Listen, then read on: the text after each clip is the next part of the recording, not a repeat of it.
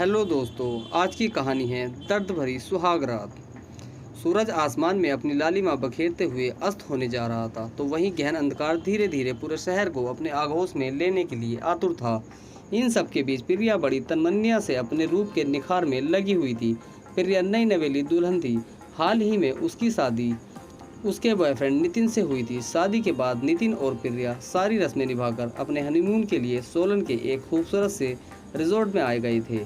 सोलन शिमला के पास एक खूबसूरत सा हिल स्टेशन है, जहां लोगों की भीड़ भाड़ बहुत ज़्यादा नहीं होती, पर प्राकृतिक सौंदर्य यहाँ बिखरा पड़ा है। वैसे तो यह जगह प्रिया को कुछ खास पसंद नहीं थी। अतीत की कुछ यादें थी जो उसे यहाँ आने से रोक रही थी, मगर नितिन की जिद के आगे उसकी एक न चली। वजह भी थी नितिन के पास। वो पहली बार प्रिया से सोलन में ही मिला था। दोनों पहली ही मुलाकात में एक दूसरे को दिल दे बैठे थे और ठीक 5 साल बाद अब दोनों ने शादी कर ली थी। यही तो वो रिजल्ट था जहाँ प्रिया और नितिन ने अपने कुछ खूबसूरत लम्हे गुजारे थे, मगर वो यादें वो भी तो यहीं से जुड़ी हुई थी। नहीं नहीं प्रिया, आज के दिन तू ये क्या सोच रही है? आज तो तेरी सुहाग रात है। नितिन अभी बाहर से आता ही होगा। ठीक 9 बजे उसने कुछ सरप्राइज प्लान किया है मेरे लिए भी। क्या सोचने लगी मैं? मुझे तो नितिन के ख्यालों में होना चाहिए। सोचते हुए प्रिया अपने आप को पुरानी यादों से बाहर निकाल लेती है और फिर अपने रूप की मोहिनी में खो जाती है। आज तक उसने प्यार के बावजूद भी नितिन को कभी अपने ज़्यादा करीब आने नहीं दिया है, पर आज तो सोचकर ही प्रिया अंदर तक सिहर उठती है और उसका चेहरा शर्म से लाल हो जाता है। बेचैनी से वो घड़ी की तरफ देखती है, अब बस।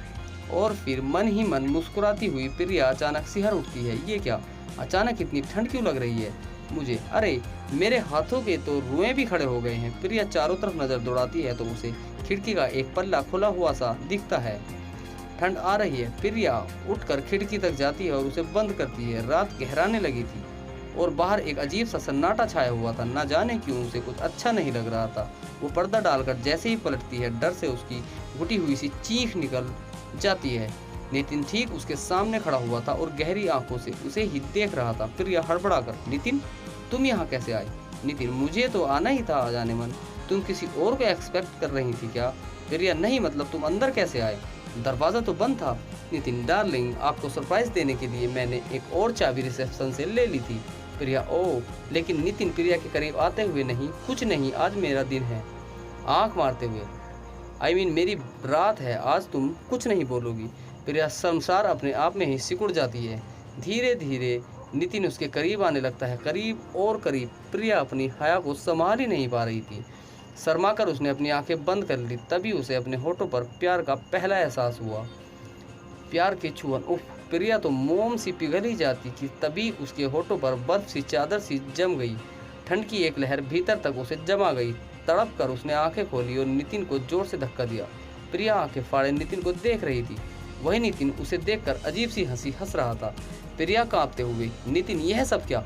तुम्हारे होठ इतने ठंडे कैसे?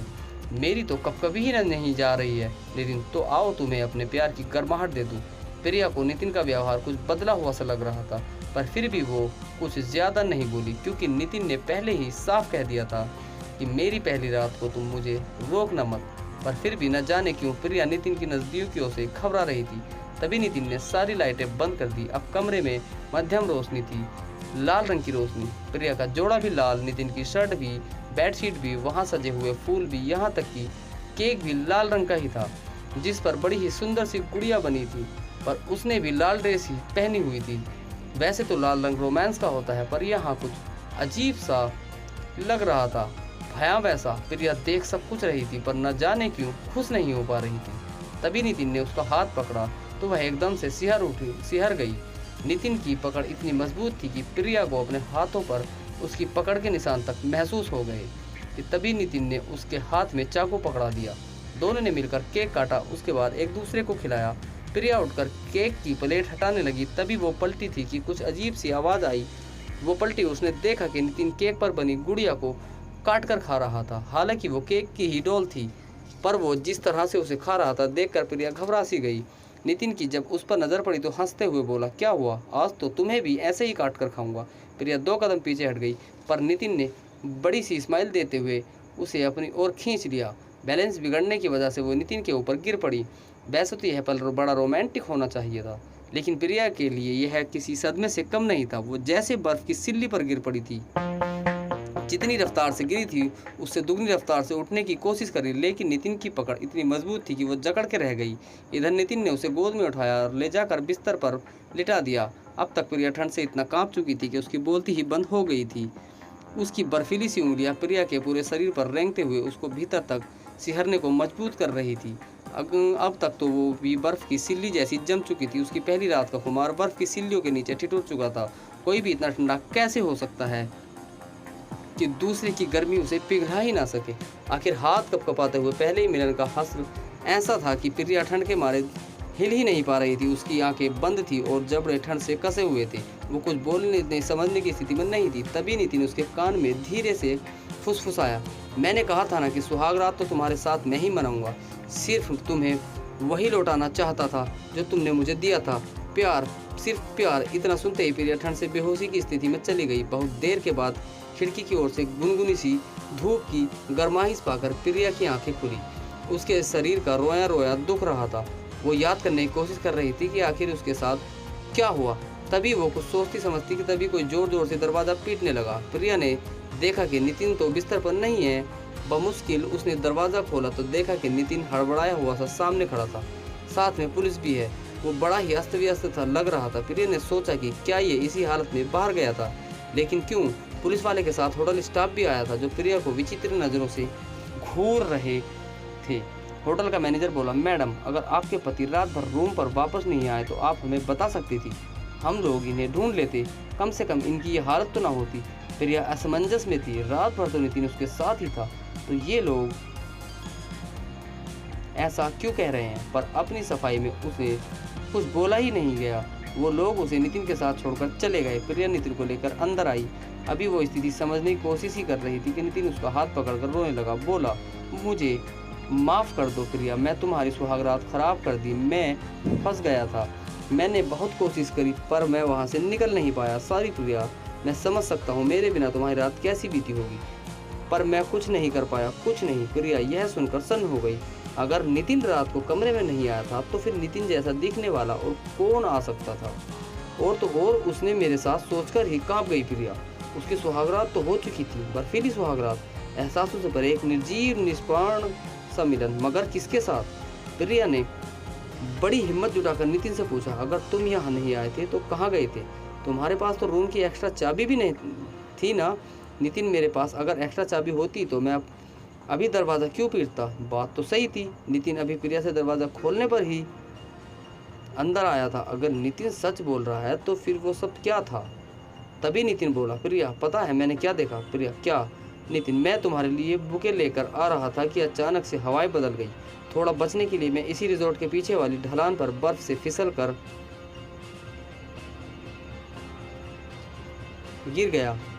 मैं वो जो बड़ा सा पेड़ है ना पीछे वाले गेट का, वहीं बैठा था कि अचानक उसके आसपास की ज़मीन तड़कने लगी और ऊपर की जमी हुई बर्फ़ की चादर अपनी जगह से हट गई।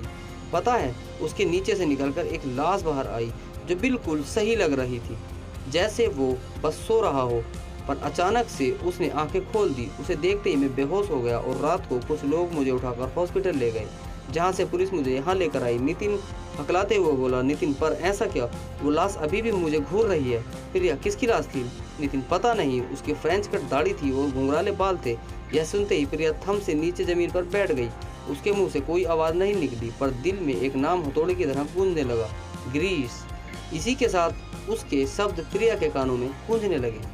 जब उसने कहा था, सुहाग रात तो मैं तुम्हारे साथ ही मनाऊंगा, शायद मनाता भी अगर प्रिया ने उसे 5 साल पहले उस रात को पीछे वाले गेट के पास वाले गड्ढे में धकेल ना दिया होता।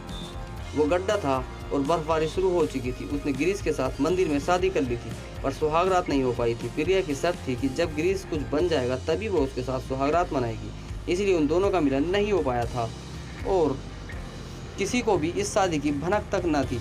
मगर इस बीच नितिन प्रिया के जीवन में आया। वो इसी रिजॉर्ट में उससे मिली थी। वो उसके लिए पागल था और प्रिया उसकी जायदाद पर लट्टू हो गई थी। नितिन को पाने के लिए ही तो प्रिया ने धोखे से पीछे से ले जाकर उसे गड्ढे में गिरा दिया था। कहाँ आया तो वो उसके साथ अपनी सुहागरात मनाने था, पर फिर जो बर्फबारी शुरू हुई कि वो बाहर ही नहीं निकल सका, भीतर ही जिंदा दफन हो गया था। लेकिन तब भी उसने चिल्लाकर प्रिया से यही कहा था कि सुहाग रात तो तुम्हारे साथ मैं ही मनाऊंगा। प्रिया ने यह सब नितिन को पाने के लिए किया था। नितिन का पैसा पावर उसे लुभा रहे थे, इसलिए साधारण से गिरीश को उसने रास्ते से हटा दिया था। पर वही गिरीश लौट आया था। उसने न सिर्फ प्रिया के साथ सुहागरात मनाई, बल्कि उसके कर्म उसे लौटा भी दिए। अब प्रिया के कानों में गिरीश के रात कहे वो शब्द गूंज रहे थे, जो तुमने मुझे दिया था वही मैं तुम्हें लौटा रहा हूँ। प्यार सही तो था। प्रिया ने उसे बर्फ की मोटी चादर के नीचे जिंदा दफना दिया था, इसलिए उसने सुहागरात के दिन ठंडक का एहसास उसे दिलाया था। उफ, ये क्या हो गया था। अब उसकी आवाज़ बिल्कुल बंद हो चुकी थी। ये खौफनाक रात हमेशा के लिए अब प्रिया की हकीकत बन चुकी थी, क्योंकि उसे एहसास था कि उसने जिसके साथ अपनी सुहागरात बिताई थी वो एक भूत था, एक सचमुच का भूत। वो ना तो ये किसी को बता सकती थी, ना कभी किसी कोई मिलन कर सकती थी। वो एक जिंदा लाश बन चुकी थी, बर्फीली लाश, क्योंकि जो ठंडक गिरीश की आत्मा ने उसके शरीर को दी थी वो कभी भी जाने वाली नहीं थी, कभी नहीं।